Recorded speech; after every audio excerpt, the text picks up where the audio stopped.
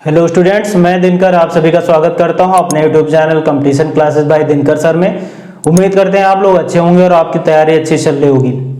इस क्लास में हम लोग पेट 2022 में 15 अक्टूबर की सेकंड शिफ्ट में आए हुए क्वेश्चंस को डिस्कस करेंगे। क्या क्वेश्चन आए थे, उन क्वेश्चंस को किस प्रकार सॉल्व करना है, क्या उसकी ट्रिक्स है और इस प्रकार के क्वेश्चन आपके एग्जाम में भी पूछे जा रहे हैं लगा। तो देख लेते हैं किस प्रकार के क्वेश्चन पूछे गए थे, जिसमें से क्वेश्चन नंबर 1 दिया हुआ है आपके सामने, मैंने बोर्ड पे लिख रखा है। इसमें दिया हुआ है दिए गए भिन्नों में 4/9, 5/7 और 11/13, 13/17 में सबसे बड़ा कौन सा है। तो जब भी इस प्रकार का क्वेश्चन आपको एग्जाम में देखने को मिले तो सबसे पहले इसको आप भाग देके ही करें तो ज्यादा सही रहेगा। नहीं तो अगर हर को आप बराबर करने जाएंगे तो काफी ज्यादा समय लगेगा, क्योंकि यहाँ सभी का हर बराबर करने में काफी ज्यादा दिक्कत आने वाली है आप लोगों को। तो ठीक है, इसको हम लोग सॉल्व कर लेते हैं। तो जैसे 4/9 है, 5/7 है, 11/13 है, 13/17 है। तो हम लोग सबसे पहले इसको सॉल्व करने के लिए क्या करेंगे कि यहाँ 0.0 बढ़ाएं, 0 लगाए। ठीक है, 0 लगाए तो इसके आगे एक 0 ऑटोमेटिक बढ़ गया, मतलब ये क्या हो गया 40/9। तो अब क्या करते हैं, अब इसको हम भाग दे लेते हैं। तो कितनी बार लगेगा, 9 चौक 36, 4 बार लगा। फिर कितना बचा, 4 बार, फिर उतना ही लगेगा। ठीक है, लिख लीजिए। अब यहाँ पे देख लीजिए, यहाँ पे कितना हो गया, इसको ये हो जाएगा 50/7। तो अब 50/7 को भाग दे लीजिए तो कितना होगा, ये 7 0 पॉइंट लगाए, 0 बढ़ाए, 50 हो गया। अब इसको भाग देंगे तो कितना हुआ, 7 7 49, कितना बचा, एक रिमाइंडर 1 बचा। तो एक जब बचा तो 0 लगाए, 0 बढ़ाएंगे तो 7 1 7 लगेगा। तो कितना हुआ 0.71। अब यहाँ क्या बचा है 11/13। तो 11/13 को हम लिख सकते हैं 110। तो 13 से भाग देंगे तो क्या होता है, 13 8 कितना होता है 104। तो 0.8। तो हम लोगों ने देखा ये इससे बड़ा ही आ रहा है, तो आगे ना भी करें तो कोई दिक्कत नहीं है। अब हम लोग देख लेते हैं, अब अगला देख लेते हैं क्या यहाँ पे, यहाँ दिया हुआ 13/17। तो 13/17 को लिख सकते हैं 130/17 बराबर 0. अब क्या करेंगे, इसका भाग देंगे तो कितना होगा, 17 8 कितना होता है 126, 7 8 56, 7 5 12। तो 17 8 156, कितना बचा, तो 4 बचा, 4 बचेगा तो 40 होगा, 17 दूना 34 ही लगेगा, मतलब ये 82 आएगा लगभग 0.82। तो हम लोगों ने देखा कि ये दोनों सेम आ रहे हैं, तो हम लोग इसको और भाग कर लेते हैं, क्या आएगा। तो हमने यहाँ पे भाग दिया तो 13 8 104 हुआ, तो ये बढ़ा 60 बचा, 60 को 13 से भाग देंगे तो क्या आएगा 13 चक्कू 52। तो ये कितने बार लगा, 4 बार। तो हम लोगों ने देखा कि सिंपल एक डिजिट से नहीं आ रहा था, तो हम लोगों ने 2 डिजिट में निकाल लिया। तो हमने देखा सबसे बड़ा मान क्या आ रहा था 11/13 का 0.84। तो इस क्वेश्चन का आंसर क्या हो गया 11/13। ऑप्शन नंबर 1 इस क्वेश्चन का आंसर हो गया। तो जब भी आपको ये ऐसा एग्जाम में दिखे क्वेश्चन, तो हमेशा आप इसी मेथड को ही अपनाइए। ये मेथड सबसे आसान है और सही से आंसर आपको तुरंत सेकंडों में मिल जाएगा। ठीक है, तो इसकी आप बार बार प्रैक्टिस करेंगे तभी आप लोग अच्छे से निकाल पाएंगे। जैसे यहाँ पे आपको असेंडिंग या डिसेंडिंग ऑर्डर में भी ज्ञात करता है कि आरोही क्रम या अवरोही क्रम में लिखें, तो आप आरोही क्रम में भी लिख सकते थे इस प्रकार से मान निकाल के। अगर यहाँ पे आप अंश या हर को बराबर करने में जाते हैं तो काफी समय वेस्ट होता है। यहाँ से आप लोग क्या, आप आरोही क्रम में भी बता सकते हैं, अवरोही क्रम में भी बता सकते हैं और बड़ा छोटा भी बता सकते हैं, कौन किससे बड़ा है और कौन किससे छोटा है। ठीक है, नोट कर लीजिए। अगर आपको वीडियो अच्छी लग रही है तो लाइक करिए और ज्यादा से ज्यादा लोगों के साथ शेयर करिए। ठीक है,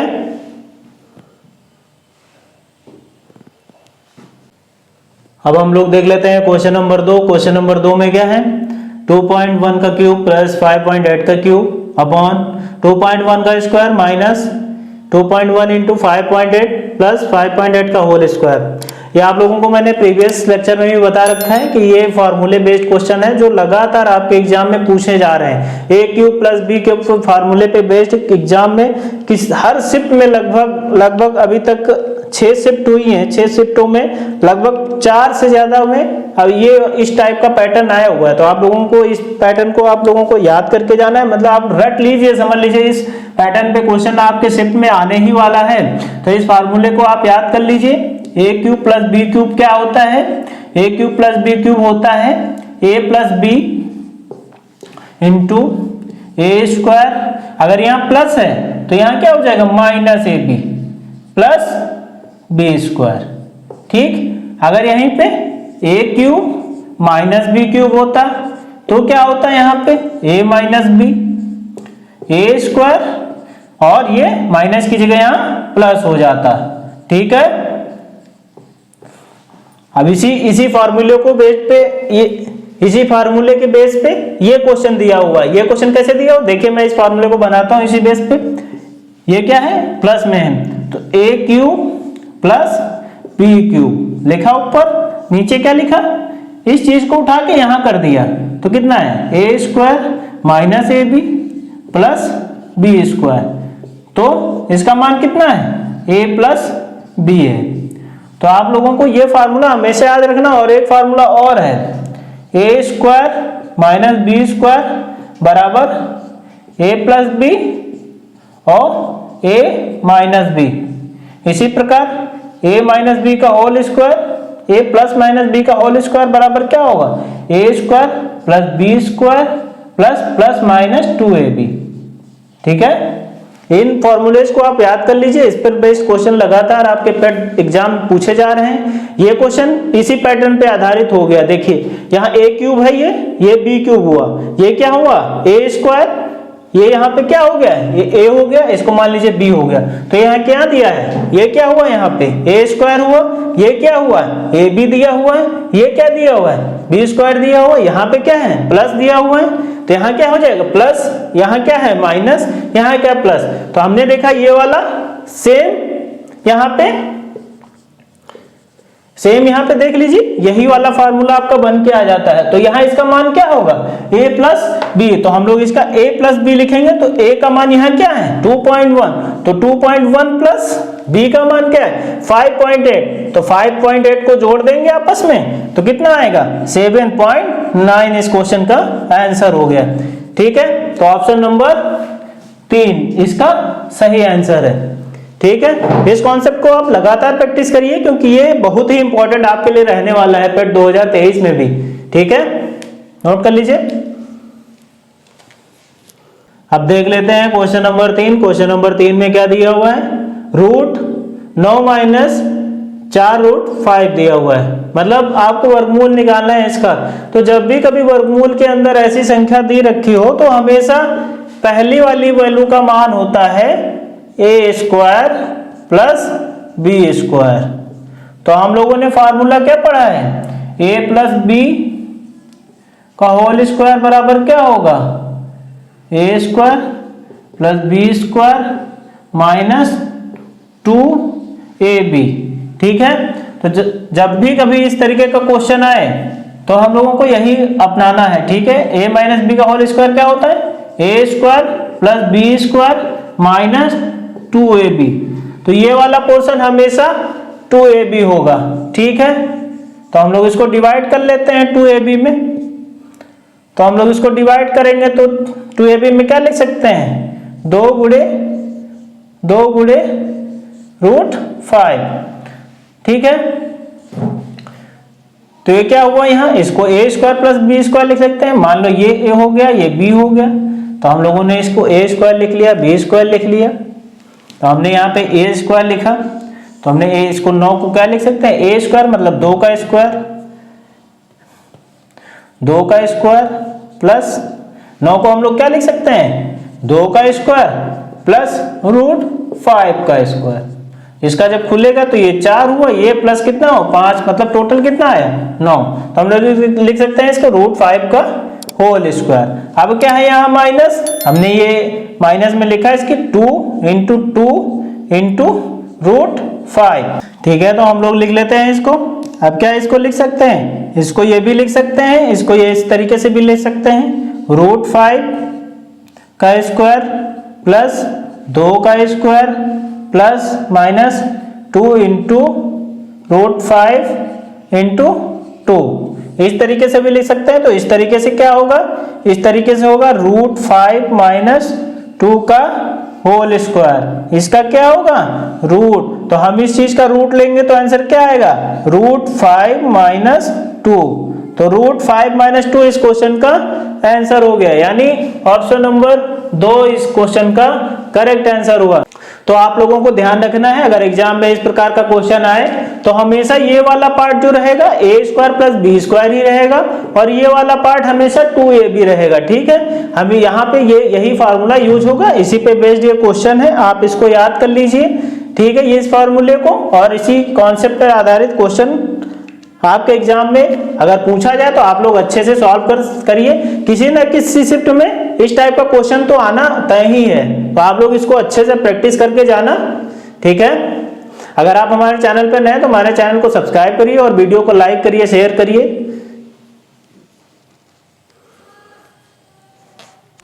अब देख लेते हैं क्वेश्चन नंबर 4। क्वेश्चन नंबर 4 में क्या पूछा गया है? क्वेश्चन नंबर 4 में पूछा गया है एक परीक्षा में 70% अभ्यर्थी भौतिक में उत्तीर्ण हुए और 80% अभ्यर्थी अंकड़ में उत्तीर्ण हुए, तो दोनों विषयों में 55% छात्र उत्तीर्ण हुए, तो दोनों विषयों में कुल कितने % अभ्यर्थी अनुत्तीर्ण हुए? तो आप लोगों को यहाँ अनुत्तीर्ण विद्यार्थियों का परसेंटेज निकालना है, कितने विद्यार्थी अनुत्तीर्ण हुए। तो इस क्वेश्चन को भी आप वेन डायग्राम से ही बनाएंगे। वेन डायग्राम से ये क्वेश्चन बहुत ही आसान हो जाएगा सॉल्व करना। तो हम लोगों को क्या करना है, 2 गोले बना लेने हैं, 2 गोले बना लेने इंटरसेक्शन करते हुए। तो हम लोग पास वाले पहले बनाएंगे। ठीक, तो यहां क्या किया गया, एक परीक्षा में 70% अभ्यर्थी भौतिक, तो इसको लिख लेते हैं, ये भौतिक है। भौतिक में कितने हैं, 70%। दूसरा क्या है, 80% विद्यार्थी टंकड़, तो दूसरा क्या है, टंकड़। टंकड़ में कितने हैं, 80%। अब क्या कहा है, तो दोनों विषयों में 55% छात्र उत्तीर्ण हुए, तो दोनों विषयों में 55 आया तो 55 यहां लिख लेंगे। तो 55 लिखा, तो ये टोटल कितना है टंकड़ का, 80। तो 55 में से 80 में से 55 घटाएंगे तो कितना बचेगा, ये 25 इधर बचा। ठीक है, अब क्या है, 70 में से इधर घटाएंगे तो कितना बचेगा, ये 70 में से 55 जाएगा तो कितना बचेगा, 15%। ठीक है, तो ये सारी परसेंटेज में वैल्यू है। तो ये क्या है, टोटल पास के बने, टोटल पास। तो यहां लिख लेते हैं टोटल पास। टोटल पास स्टूडेंट कितने हैं, तो टोटल पास कितने हैं, जोड़ लेते हैं। 55 15 कितना हुआ, 70 70 25 कितना हुआ, 95। तो टोटल परसेंटेज कितना हुआ पास का, 95%। तो किसी भी क्लास में स्टूडेंट की संख्या क्या होती है, 100%। तो अब क्या पूछा है यहाँ पे, अनुत्तीर्ण हुए छात्रों का परसेंटेज पूछा है। तो टोटल फेल स्टूडेंट कितने हैं, तो यहां 100 से 95 को घटा देंगे तो कितना आएगा, 5%। तो 5% इस क्वेश्चन का आंसर हो गया, यानी ऑप्शन नंबर बी सही हो गया। तो वेन डायग्राम के भी क्वेश्चंस एग्जाम में पूछे जा रहे हैं, तो आप वेन डायग्राम को अच्छे से पढ़ के जाइए। इसी पर आधारित इसी टाइप के क्वेश्चन आपके एग्जाम में आने वाले हैं, हूबहू इसी टाइप के। तो आप लोग इसको बहुत अच्छे से लगाइए। कभी कभी यहाँ पूछ लेता है कि जैसे यहाँ फेल का अनुपात दे दिया है तो पास का पूछ लेगा, और पास का दिया है तो फेल का पूछ लेगा, मतलब रिवर्स में हो सकता है, पर क्वेश्चन का पैटर्न यही रहने वाला है। ठीक है, नोट कर लीजिए।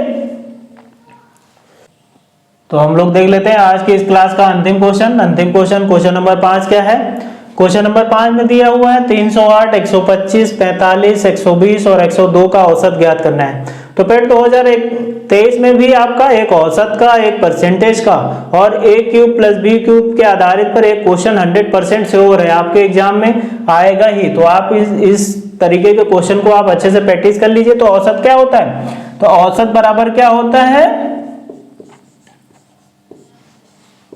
योग बटे संख्या। तो यहां योग कर लेते हैं हम लोग। तो कितना है, 125 + 45, ये कितना है, 120 + 102। टोटल संख्याएं कितनी है, 125, 308, जोड़ लेते हैं क्या है। तो पहली संख्या है 308 + 125 प्लस 45 प्लस 120 प्लस 102, तो टोटल संख्या कितनी है 1 2 3 4 5, तो 5 से कितना कर देंगे भाग। अब जोड़ लेते हैं क्या है ये 300 400 500 600 600, अब क्या है 25 8 33 33 33 और 33 33 20 53 53 2 55 55 प्लस 45, तो 5 5 10 5 9 1 10 700, तो कितना आया ये 700 योग आया। 700 बटे 5 करेंगे तो इसको भाग दे लेते हैं, तो क्या होगा ये 5 एकम 5 लगेगा, ये 5 एकम 5 लगा, कितना चला हासिल 2, तो इसको काटना अगर आपको नहीं आता तो यहां से देख लीजिए, काटेंगे पहले एक बार लगाएंगे 5, कितना बचा 2, 0 उतारा, कितने बार लगेगा 4 बार, तो 5 चक्कू 20, तो ये कट गया पूरा, यहाँ 0 है 0 0, ठीक, तो क्या होगा ये 140 इस क्वेश्चन का आंसर हो जाएगा। तो ठीक है, इस क्वेश्चन का आंसर 140 हो गया, यानी ऑप्शन नंबर 3 सही हो गया। तो आप लोगों को औसत के क्वेश्चंस को आपको प्रैक्टिस करके जाना है, ठीक है। ठीक है स्टूडेंट्स, आज के सेशन में इतना ही। आज के सेशन में हम लोगों ने पेड 2022 में सेकंड शिफ्ट में आए अर्थमेटिक के क्वेश्चंस को देखा, किस प्रकार उसको सॉल्व करते हैं, किस पैटर्न पे आधारित क्वेश्चन आपके एग्जाम में पूछे जा रहे हैं। आशा करता हूँ आप लोगों को वीडियो अच्छा लगा होगा। अच्छा लगा है तो आप वीडियो को शेयर करिए, लाइक करिए और अपने दोस्तों के साथ सब्सक्राइब करिए। ठीक है, मिलते हैं कल अगले शिफ्ट के क्वेश्चन पेपर के साथ। आज के लिए धन्यवाद।